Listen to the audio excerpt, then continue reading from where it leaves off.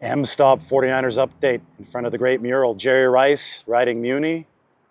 Joe Montana driving it. Sal, the owner of this place, which has awesome sandwiches, by the way, says that if the 49ers win the Super Bowl this year, then he's got some extra room on the M-Line train here to add Brock Purdy and company to the mural. And I'm here to talk about Brock Purdy ahead of the game against the Raiders tomorrow, the preseason finale. This is the final tune-up before the 49ers embark on the journey to try to win the Super Bowl. The starters are expected to play for about a half. That's what Kyle Shanahan has told guys to prepare for the 49ers. So what do we want to see from Brock Purdy tomorrow? Well, I think that rhythm is obviously desired for the 49ers. They couldn't find any offensive rhythm when Purdy was in last week. His receivers were falling down.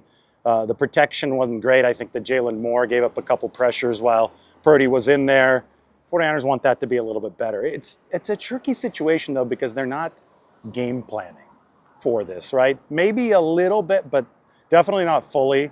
In the past, this dress rehearsal game had been more of an actual dress rehearsal because the 49ers had a full week to prepare after preseason week 2. So they would actually be able to get all their ducks in a row for preseason week 3. But this time, this is a Friday game coming off of a Sunday game. So they were still treating this past week as a glorified stretch of training camp. So that being said, the end result still is not something that you fixate on in this football game, but the minute details. And those, if you execute them correctly, so you want to get good snaps from Jake Brendel, you want to have good timing on some of the short routes. You, of course, want good technique blocking-wise up front and good throws from Brock Purdy. If you execute the minute details, usually good results will follow. And that means that you'll see good rhythm from the offense. So obviously the 49ers do want to see some good rhythm, but it's still more about honing the small things so that they can fully apply everything once they do game plan, once they do scheme, once they do adjust for a particular opponent week 1 against the New York Jets. And I think that's really important to emphasize. The Jets are a damn good defense. So the 49ers have to be ready to have the kitchen sink thrown at them by Robert Saleh and company Monday Night Football week 1. That's why Brock Purdy, he went to Kyle Shanahan last week and said, I want to play. He went to Kyle Shanahan and said, I know that a lot of the starters probably aren't going to be available. We're banged up. I know that we have to manage how we use guys because this is a Sunday game, and then there was going to be a game against the Raiders on short notice on Friday, so the 49ers couldn't double up with playing a lot of players, but Purdy wanted to be in that lineup anyway because he didn't get the preseason last year, and he felt rusty at the start of the season. Remember the Rams game in week 2 when he was overshooting all those receivers downfield, and then he ended up as the most accurate deep passer on record. 60% of his passes of 20 or more yards were completed. So it took Purdy a while to get into the flow last year in a way that he really would have liked, even though I think he was good from the get-go.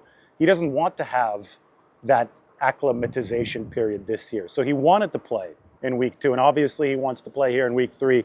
And I would think that the 49ers are going to have more weapons for Brock Purdy in this game. I would expect some George Kittle. I'd expect some Deebo Samuel. They didn't play last week, so the 49ers had to give some of the younger guys who played just a few days ago a rest.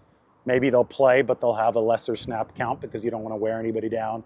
You don't want to create any unnecessary injury opportunities. But just by default, some of the stars for the 49ers are going to have to go against the Raiders, who just chose Gardner Minshew as their starting quarterback. He won the battle against Aiden O'Connell for the Raiders. So they went with the veteran. We'll see how Las Vegas plays this game. So that's what we're looking at as far as goals for tomorrow go for the 49ers. And the goals for the full season, well, those involve getting Brock Purdy and company, another star player or two, maybe Christian McCaffrey, maybe George Kittle, maybe Nick Bosa. Involve getting more of the players on the train here in front of the M-Stop. Some of the best sandwiches in San Francisco. It's a Muni-themed sandwich shop in Balboa Park. It is also Bay Area sports themed, as you can tell.